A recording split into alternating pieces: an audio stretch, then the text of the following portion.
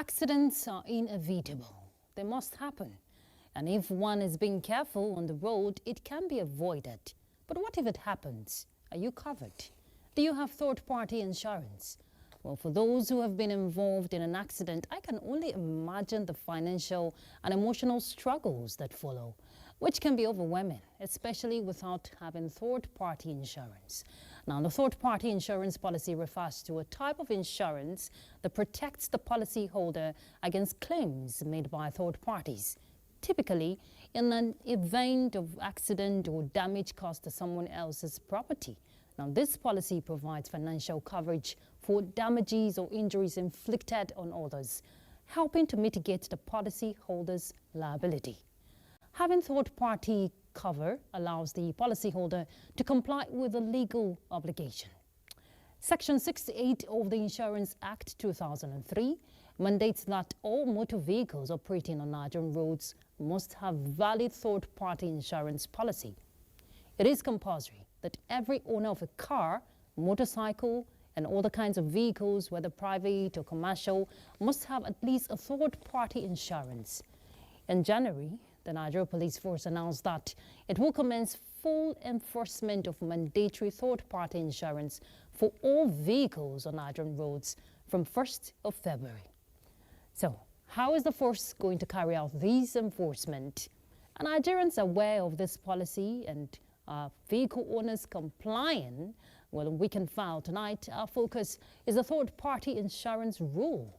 And our guests are Prince Babatunde Adeleke Oguntade, President and Chairman Governing Board, the Nigerian Council of Registered Insurance Brokers.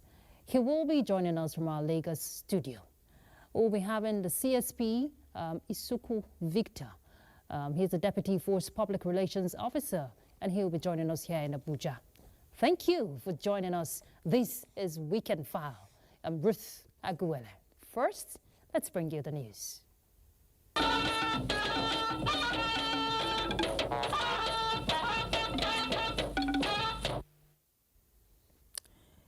Former President Olusegun Obasanjo, Sultan of Sokoto, and co-chairman Nigeria Interfaith Council and President Christian Association of Nigeria have urged Nigerians to use both religions as vehicles of tolerance and unity among citizens. This was at the World Interfaith Harmony Week Conference and Award in Ibadan, an event organized to foster peace and understanding among diverse faith communities across the country. Let's hear from Ayomiku Ajibola. It's the aim to promote interfaith dialogue and foster a culture of peace, tolerance and cooperation among diverse faith and belief. The gathering also seeks to address the challenge posed by religious intolerance towards promoting a homogeneous coexistence. Speakers at the event, including former President Olusegun Obasanjo, former Speaker, House of Representatives Yakubu Dogara, Sultan of Sokoto, among others, reiterated that it is the collective responsibility of all Nigerians to ensure that the nation enjoys peace. Religion must teach, preach, and inculcate love in the adherents or practitioners. We must work together to build bridges of understanding, respect, and compassion. It's a clarion call on all of us to be tolerant to each other. And this is what even our different religions preach. Religious literacy would help us to see that actually what unites us is greater than what divides us. We cannot deny the fact that there is an exceptional level of brotherhood and solidarity across people of all these faiths in Nigeria. An award of Apostle of Peace was presented to these eminent Nigerians and some traditional worshippers in recognition of their contributions to the promotion of national peace and progress in the country. In Ibadan, Ayomiku Ajibola, NTA News. The need to collectively reject cultism and drug abuse in the society, as well as promote peace across the country, has been brought to the fore. This was at the first annual convention of Zero Tolerance for Social Immoralities initiative Africa, held in Ilori, the Kwara State capital. Aisha Wakari Yahya reports. Zero Tolerance for Social Immoralities Initiative ZC Africa is an organization that is committed to fighting social immorality in Nigeria and across Africa. The first annual convention is therefore to, among other things, deliberate on how best to mold a new generation of youths who are free from cultism and drug abuse, as well as morally upright. Relevant stakeholders at the convention stressed the need for a collaborative effort in which cultism and drug abuse would become a thing of the past in the society. If these menaces are not quickly tackled from the grassroots, they may turn up to be the next set of terrorists in the nearest future. So we are bringing them together so that we can sensitize the students, and then we bring the stakeholders on board too. These twin issues not only jeopardize individual lives, but also threaten the safety and progress of our communities. It will help the youths to know about the consequences of drug abuse. It will help us to know that this drug abuse needs to be raised in our society. Representative of Zesty Grand Patron, the Director General of Nigerian Television Authority, NTA, reiterated the commitment of the NTA to joining the cause of fighting cultism and drug abuse through its corporate social responsibility. On our part at the NTA, we shall continue to use our medium to expose the negative effects of cultism and drug abuse with a view to discouraging the youth from getting involved in these negative social vices to forestall dire consequences. Awards were presented to individuals who have contributed to promoting the cause of Zesty in various ways. Aisha Abubakar Yahaya, NTA News. And talking health, the Coordinating Minister of Health and Social Welfare, Professor Mohammed Ali Pate, says Africa must take ownership of its research and innovation to address the continent's pressing health challenges, noting that African countries that presently spend far less than 1% of their GDP on scientific research must harness their young scientific talents, biodiversity and health data through strategic investments, stronger regulatory frameworks, and an ecosystem that supports homegrown innovation. Speaking at the 10th anniversary of the Africa Research Excellence Fund in Banjul, the Gambia, the minister reaffirmed Nigeria's commitment to strengthening research and healthcare systems. Come through RF and many others, and will continue to be the repository, a global repository of young talent for the world. What a continent needs is an inspired, committed, and talented community of researchers in Africa, leading world-class research and participating equitably in international research endeavors. He said a liaison will be appointed to facilitate collaboration with AREF, ensuring that Nigerian researchers benefit from the network's expertise and advancement opportunities. The Nigerian Television Authority has honored several individuals for their participation and insightful contributions to programs on the national television. Francis Udojo reports that the Director General of the Nigerian Television Authority, Salihu Abdulhamid Dambas, chaired the event, which was also used to celebrate the positive contributions of the guests to NTA's effort to serve the people better over the years. It was a remarkable moment for the NTA family and guests following presentation of awards to these regular faces on NTA for their resourcefulness, intellectual analysis, and insightful contributions on critical national issues.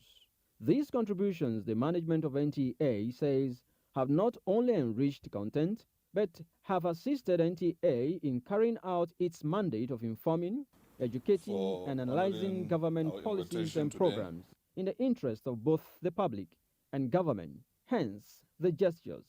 We acknowledge your commitment to excellence and professionalism that elevate the quality of our content in the NTA. Your engagement has helped us a lot in fulfilling our mandate to the general public to be trusted as a source of information and a platform to diverse voices within the country.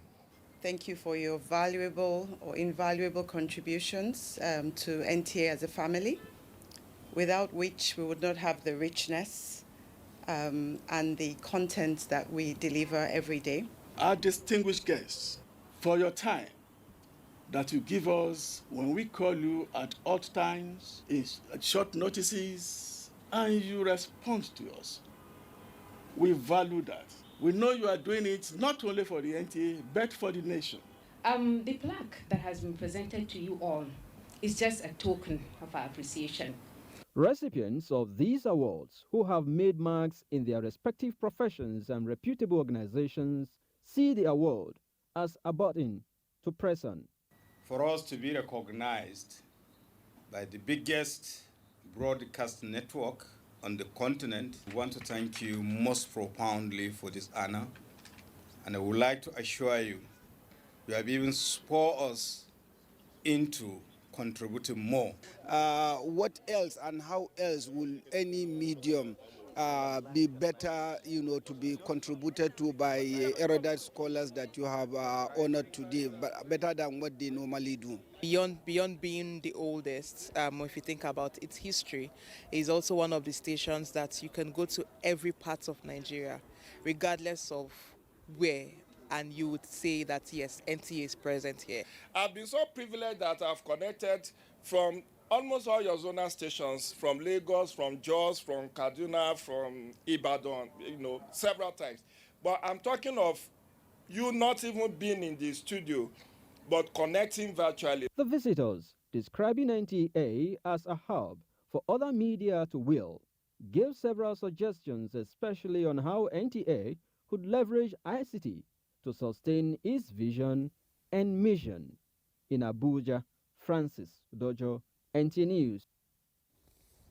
Former President Muhammadu Buhari sends warm felicitations to former Ekiti State Governor Dr. Kayode Fayemi as he clocks 60. Describing him as a statesman, Buhari observes the crucial role Fayemi played in the formation of the ruling All Progressives Congress and in inspiring others to be committed members of the party.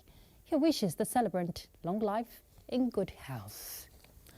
All right, we'll take a break now. When we come back, we'll be discussing something very crucial, the third-party insurance rule. You don't want to miss that.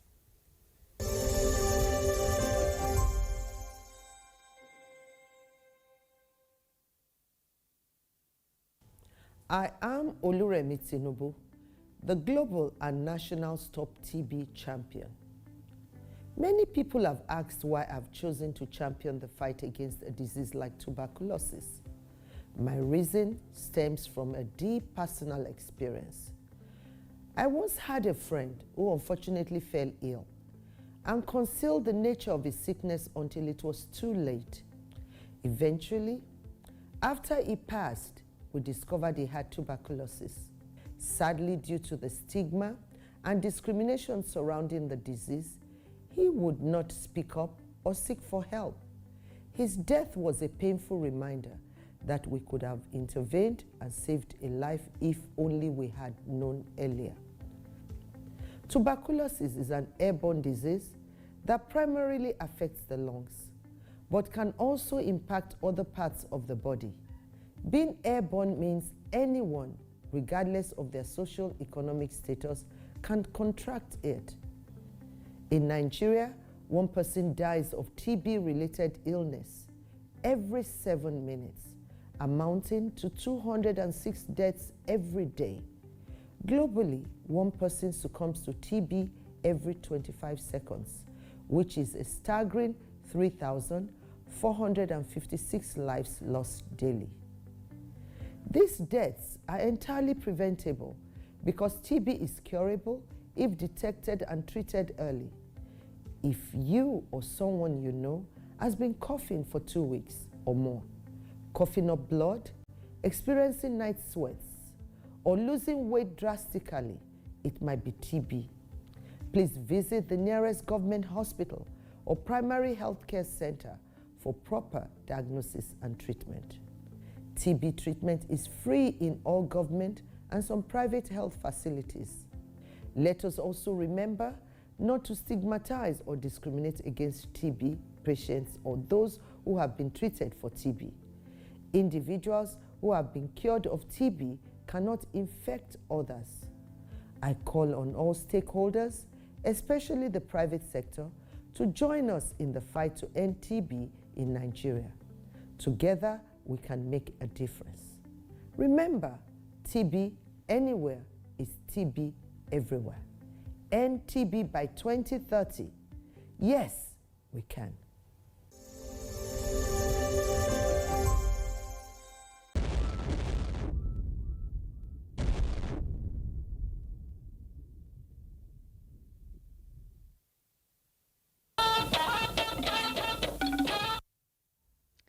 Thank you for staying tuned. Just before we begin the conversation, let's let you know that the National Insurance Commission is intensifying efforts to ensure motorists comply with third-party motor insurance policy, and while also driving reforms to enhance claims payment by insurance companies.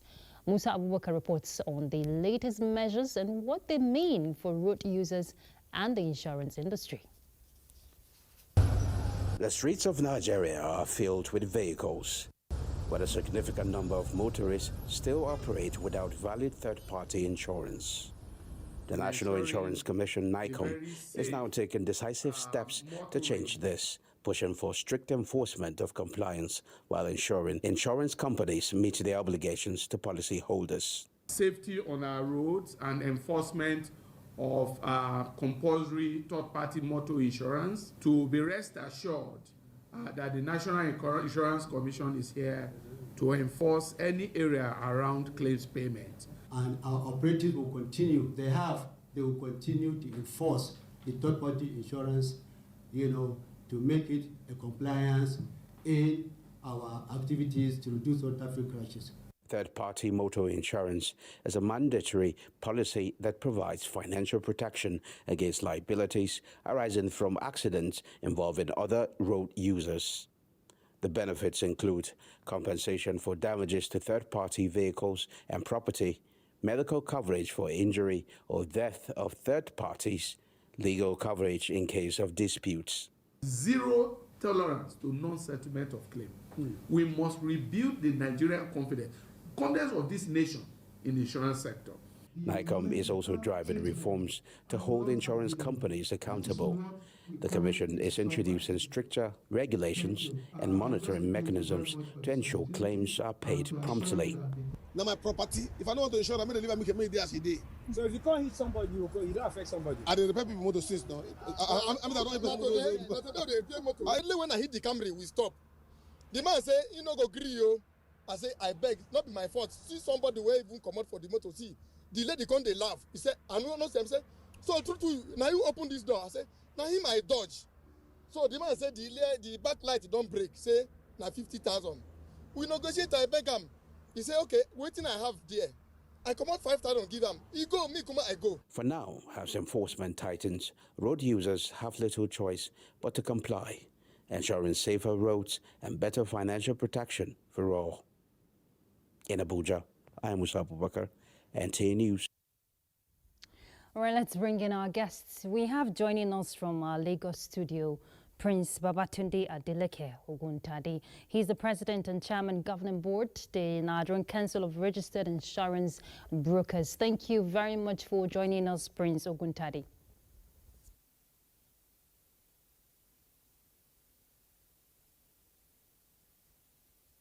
Thank you very much. My pleasure to be here. Fantastic. We also have here in our studio, we have the Deputy Force Public Relations Officer,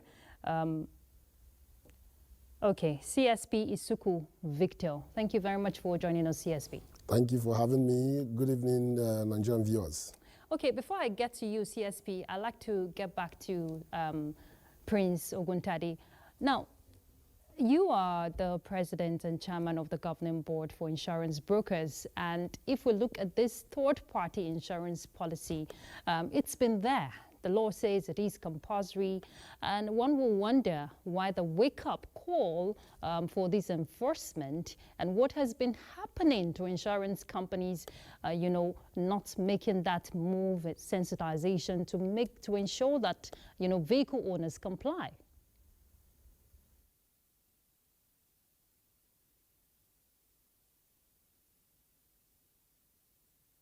Very much. The third-party insurance policy is not a new thing. It's been there. In fact, the Insurance Act 2003 stipulates a penalty for failure to secure the policy cover. If you fail to have a policy before you put your vehicle on the road and you are accosted, you have to pay a penalty of 250,000 naira or you go to jail for 6 months. In Nigeria, you find people with errant attitude and they care less about liability issues. And of course, the government can no longer continue to allow people to break the law untendered. So what the government has done recently, the agency of government that is whose primary obligation is to enforce the law in the Nigerian police, took it upon itself to tell people sometimes in December that come 1st of February, it will start to enforce it. We are grateful to the IGP for instructing the police to take this action. You can imagine in a country where you have about 12 million vehicles on the road and less than 30% of them are insured. And then you continue to have deaths and injuries that remain uncompensated. People get injured, people get killed, and there are no compensation. And the government cannot continue to follow them. Meanwhile, the industry has always been there doing sensitization. We've been to several markets, in between the Nigerian Insurance Association, the Nigerian Council for Registered Insurance Brokers. We've been to several markets across the country. We've had sessions with garages. And we've even taken it to the FRSC. And the FRSC had partnered with us over time. But now I think it is an all-encompassing thing. I saw just before you started that the FRSC commercial has waded in when the CFI paid him a visit, and I know the IGP too is there. So there is no hiding space for motorists who are errant anymore. You cannot put your vehicle on the road, on the Nigerian road today, if you do not have an insurance cover. Thank you very much, Prince Oguntade. We'll get back to you. CSP, the enforcement begins 1st February, of course, this month. And one will wonder, we saw one of the respondents there in that report that it's his vehicle, so to say. So he has the right if he wants to, have that third-party insurance policy or not. And the police, that's where you come in. But again, in the part of you engaging with citizens, what strategy are you going to adopt, in the aspect of rules of engagement, and not fall into abusing rights of people? Thank you. As a follow-up to the announcement made by the Inspector General of Police, IGP Lukade Adeola Egbetekun, PhD NPM, that the enforcement commences on the 1st, which was a Saturday, we discovered that there was a gap. And that gap needs to be filled. But truth be told, the bulk of that responsibility to enlighten the public, it's actually falls with NICON, that's the National Insurance Commission. But we are only playing complementary role. For us, it's just we are enforcing the law, and the law says it is compulsory to have the third party, which is the minimum insurance cover. So we are enforcing the law. We don't need to start just like the gentleman said just now. The law, the insurance has been there for long. In fact, the Act itself is I think 2003. The third party insurance is as old as 1945. So ours is to enforce the law, and that is what we are doing. A couple of days ago, I watched in one of the TV stations where somebody said they should be given time before we start enforcing. I think it's laughable because we decide to start enforcing now. But then, going to your question, on our part, we've actually mapped out strategies where we'll be lightening the motorists particularly and the general public. It is something that is going to start simultaneously with all state commands because we are using the offices of the various public relations officers as the contact persons to start this engagement. So if you look at, excuse me, if you look at the enforcement, it started nationwide. So in the same way, when we want to start mass enlightenment, because we feel like that gentleman that spoke just now, which I believe is born out of ignorance, if he knows the benefit of having the third-party insurance that is as cheap as 15,000 naira, and you have a cover of up to 3 million naira, I don't think you still speak the same, or you still talk the same way he just did now. But going forward, we've actually mapped out a couple of plans, programs that we're going to use, and approaches we're going to adopt in terms of enlightenment. Okay, we'll still pick up with the aspect of when arrests will be made and all of that. But Prince Oguntade, I'd like to know, now the insurance company has a very strategic role to play.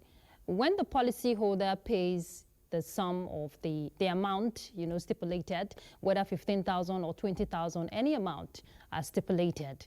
Now, do these insurance company rather, do they keep their own part of the bargain? Because I want to believe before this enforcement talk came up, some persons who are enlightened have been, you know, have signed up for this policy, have insured their vehicles, you know, talking about a third-party insurance policy. But are the insurance companies complying and also keeping their own part of the bargain? Because I understand there are processes to follow before you get your claim. Before you get your.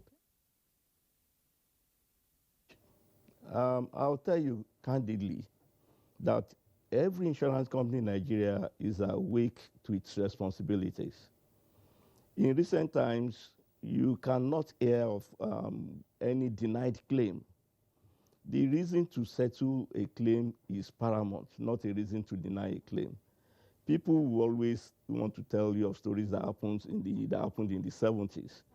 You can imagine somebody who is being asked to pay 15,000 naira for him to transfer a liability of 3 million naira in respect of a private vehicle.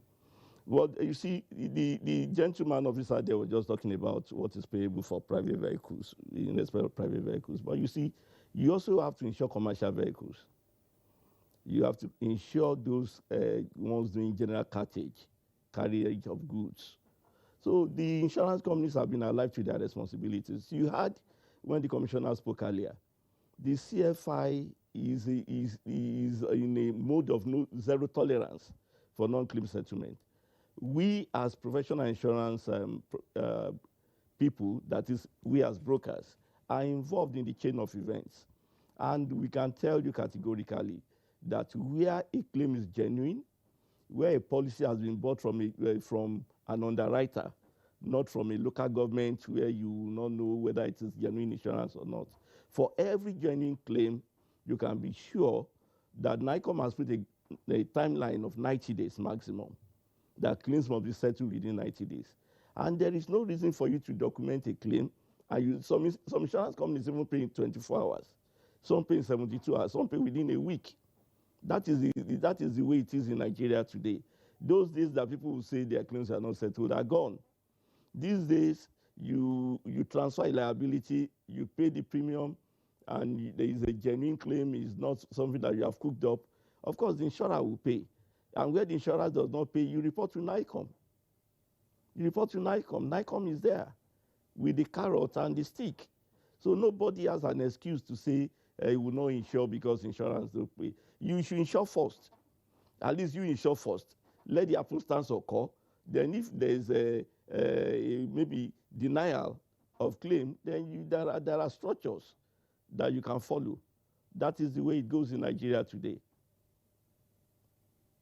You very much, Prince Oguntade. CSP, when the force is going to, well, enforce this rule, there's a lot that will come to mind. Talking about sensitization, you meet some vehicle owners. Some people are just waking up to this reality, to be honest. Some people don't even understand how it works. So what's going to happen when you meet vehicle owners as such? I don't think a lot of people are not aware. They may not know the merits of having it, or even if they are illiterate. Every driver knows that every vehicle owner knows that you're supposed to have 3 documents: your vehicle registration, your driver's license, and your insurance. They go together. Those are the 3 papers. And if you go to the far north, ask any driver, say, to produce his papers, he will produce them. Even if he doesn't even know how to read in English, to read or understand English.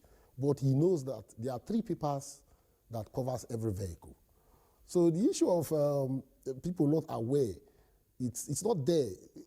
In fact, we recently discovered that when we accosted some drivers we felt, quote unquote, were not literate enough, and we asked them, I don't know how to speak the Hausa, but I think they call takada.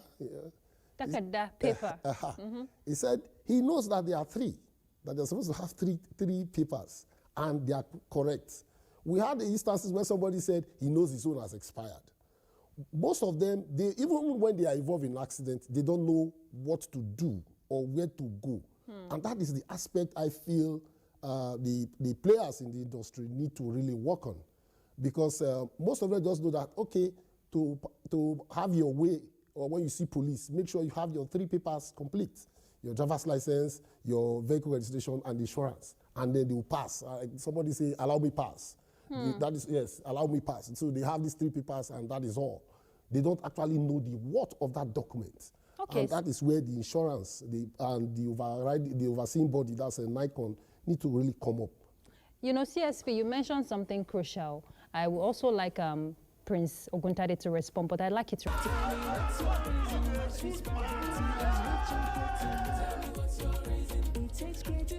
I just want more. Oh, Grandpa. Because I love you all.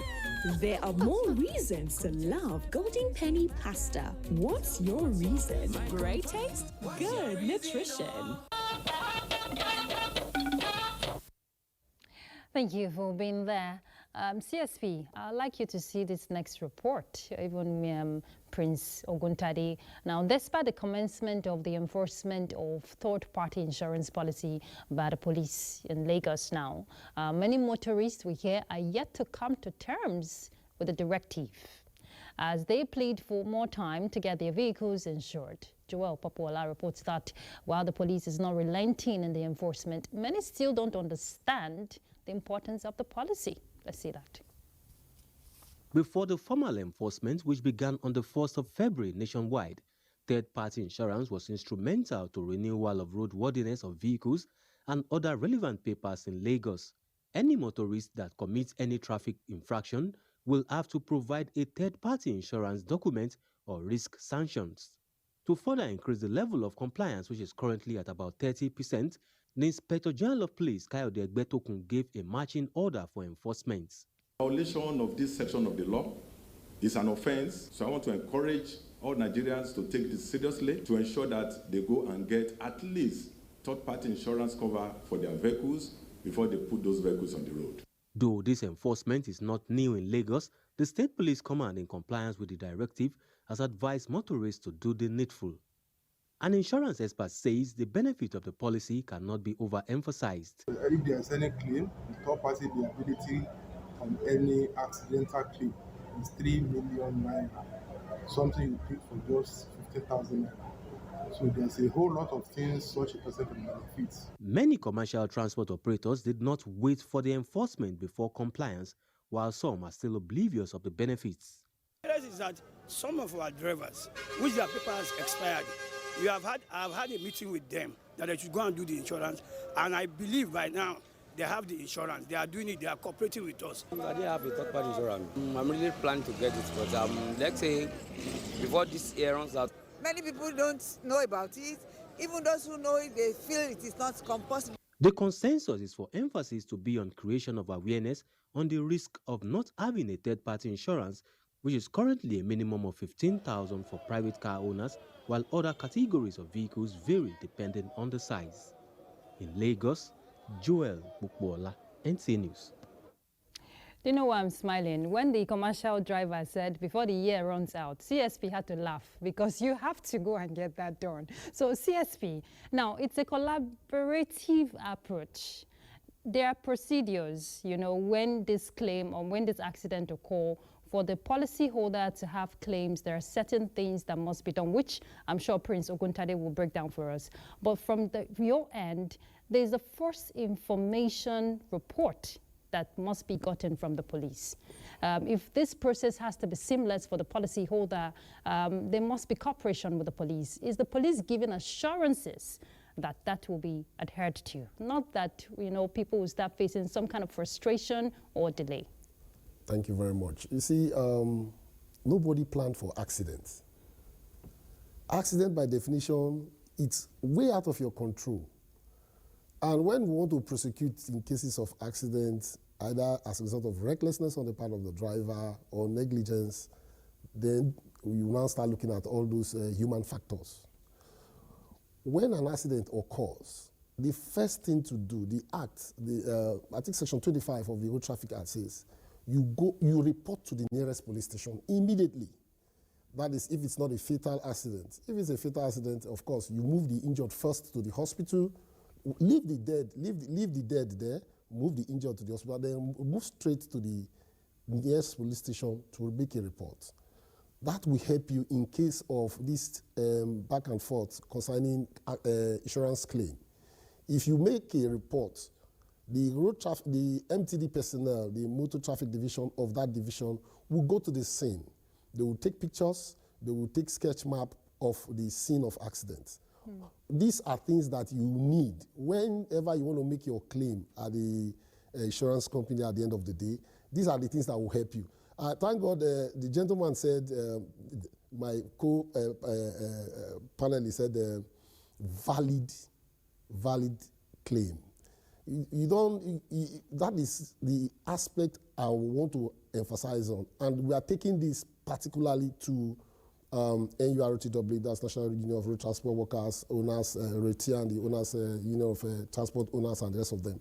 We want to start there and then we'll move to parks. Because if you have these basic steps taken, then you are covered. Because most times when you want to report, an accident happened, yes, and then you go home, you go and sleep. The scene of the accident itself has been altered. Maybe they will remove the vehicle from the road and all that. So we will not be able to get those on-the-spot evidences that we need that will support your claim that you are actually innocent. So in fact, that first information report, nobody's going to charge for it. We've never charged anybody for that because it is incumbent on us as a responsibility to make sure all these things are done. Because if at the end of the day, the insurance says it was as a result of the fault of the police not doing what they're supposed to do, then how do you expect that claimant to feel? So it is we on our part, we know what, we are the professionals, we know what to look out for when we get to a scene of accident, and we are doing all that. So that report is always there because it is incidented in the incident register immediately, time and date when it happened, when the person came to make the report, and the officer that was assigned to go to the scene for on-the-spot assessment. All these are noted. Okay. It's there, you don't alter it. So just extract it, which we take to the court or if you request for. Okay, so this is where Prince Oguntade comes in. Prince Oguntade, you've had the part from the police giving assurances. Now, I want you to break it down for the benefit of those who don't know the steps to be taken when there's an accident. And I also found out, interestingly, that there are exclusions to this third-party policy. So you want to explain that exclusion, then you give a breakdown of what policyholders should do when there's an accident, and also the exclusion.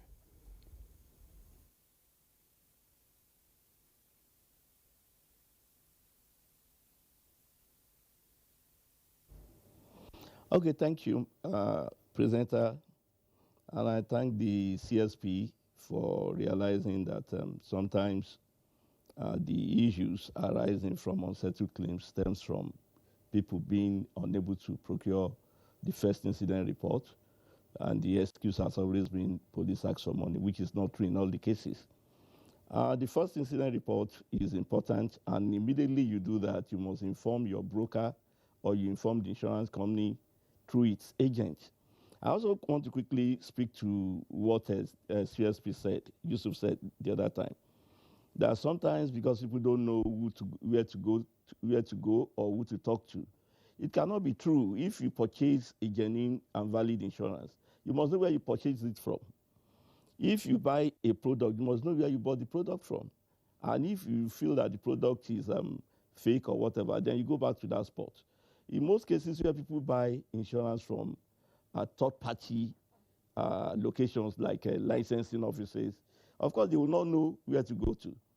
But where they buy from insurance agents or insurance brokers, or they buy directly from an underwriter, they will, of course, know where they bought it. And if anything happens, they know where to go to. So the first thing to do is tell the police if it's fatal, but if it's a minor accident, you may just call your underwriter immediately. Your underwriter will come. But if it's a serious accident, like he said, the police must determine liability. It helps the insurance company to know that, for instance, if two people have third-party policies, we need to know who is at fault, so that the insurance company of the insured who is at fault will pay. But the insurance company of the other party may settle the claim and still go to the insurance company to get their reimbursement, which we call see, the truth here is that when you have an accident, inform your agent or broker. There are forms to be filled. The agent or the broker or the underwriter will tell you those requirements that you need. You need a police report if it's fatal. You need a police report depending on the value or the volume of the claim. You need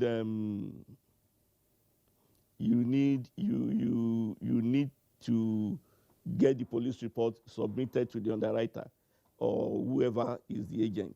Then when you do that, if there's anything outstanding, sometimes you need a picture.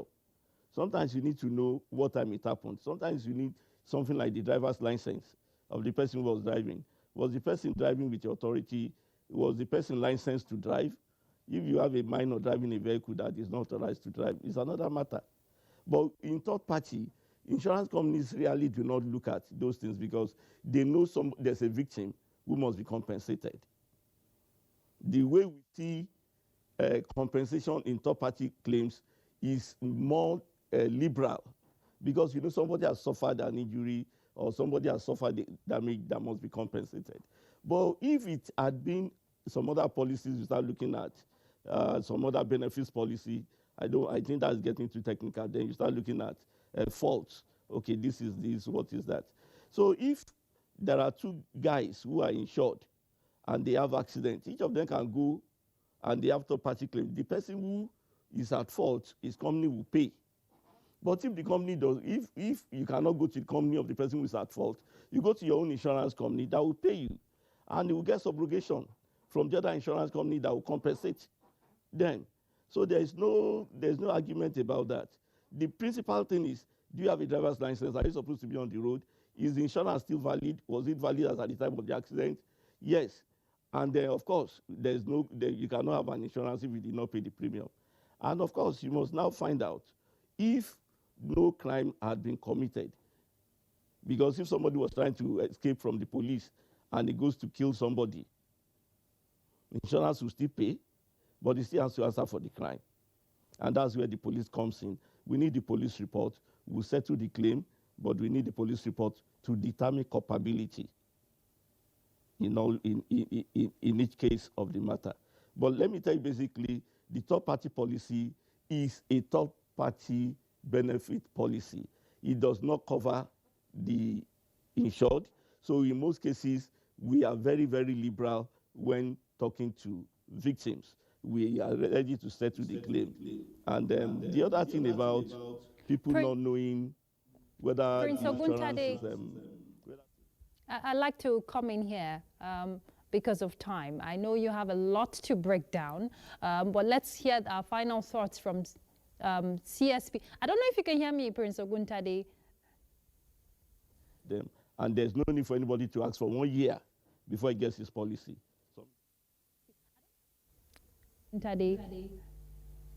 Okay, thank you. Thank you. Thank you, Prince Oguntade. I'd like to get some few thoughts from the CSP just before we wind up.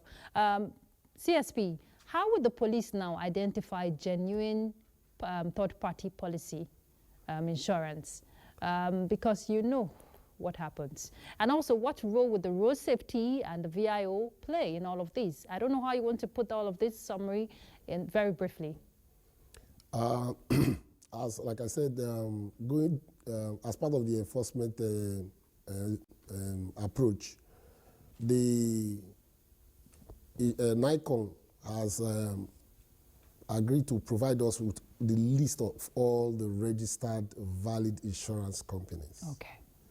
So you don't need to have a book with all the names spelled out. We're going to leverage on ICT. That's the next step of this enforcement that we are looking at now. We're just with a tab, because we are using that tab to enforce the ECMR. So we are looking to a situation where we've already proposed that.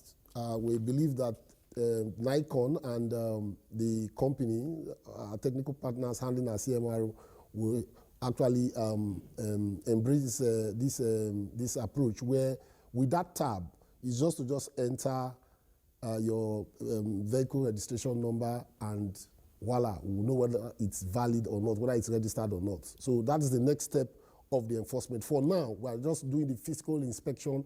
We'll look at your papers, we'll make sure you have the 3 papers complete. That's you have your driver's license, you have your vehicle registration paper, and your insurance.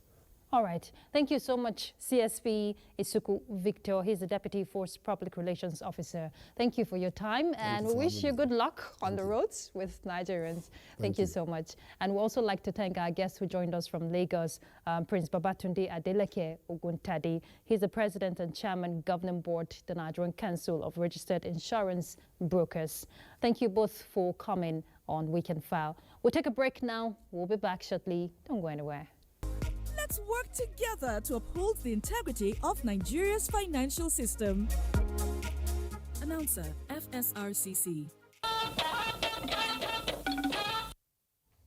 Thank you for staying tuned. And sports update is next with Ayodeji. Ayodeji, what's happening? Oh yes, quite so many things, Ruth, but we'll begin with football here in Nigeria because the Premier League, where leaders Remo Stars have maintained their lead after a 2-1 win over Kano Pillars in Ijebu-Ode. Remo Stars raised to a 2-goal lead from Sikiru Alimi and Ibrahim Abubakar before Abba Adam pulled one back for Pillars in first half stoppage time. Also, an 81st minute strike by Godwin Odibo ensured 3SC of Ibadan secured a 1-0 win over Bendel Insurance at the Lake Salami Sports Complex.